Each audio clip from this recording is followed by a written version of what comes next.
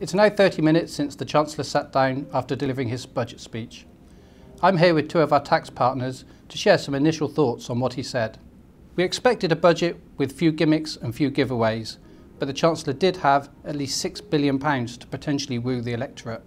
So, did he disappoint, and what did he actually say and not say? Melanie, most of your clients are business owners. How do you think they'd be feeling right now? I think most of them are going to be feeling pretty uninspired, as I was during that budget speech. I think they're going to be struggling to feel excited and disappointed that the Chancellor didn't give them more to get excited about and plan for their growth. In particular, delaying any announcements on the annual investment allowance to the autumn statement, I think will give them a lot of uncertainty. I think will be disappointing.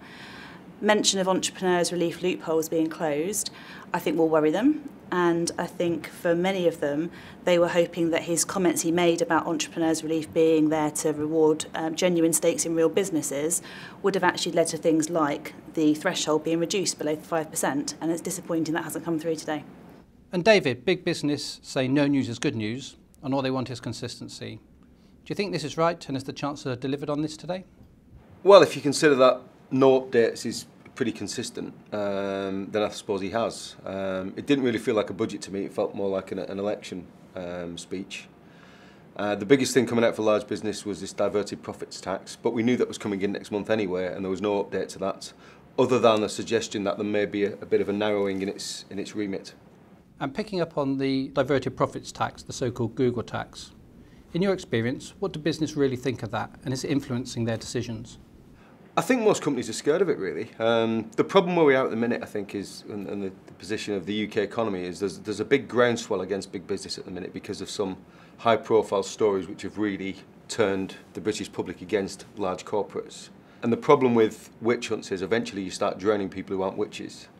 So there's a lot of large businesses who are worried they're going to get dragged into the legislation, and yet they were never intended to be caught. Melanie, if we focus on business owners for a second, how do you think they'll respond to some of the announcements in the budget today, particularly around pensions reform, the change in personal allowances, paperless returns and IHT? I think they're going to be struggling to get excited about it again.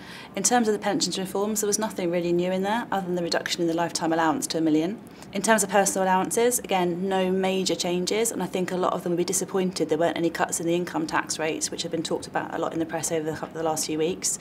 The paperless returns is an interesting point, and I think it's going to be interesting to see when the detail comes out, actually how many people that affects. And finally, on the IHT point, I think there was a lot of hope that there will be some reduction in scope of IHT to take people's main residence out of it, for example, when all we got was a comment around deed of variation and essentially comparing that to tax avoidance, which I think a lot of them will find really quite disturbing. Thank you, Melanie.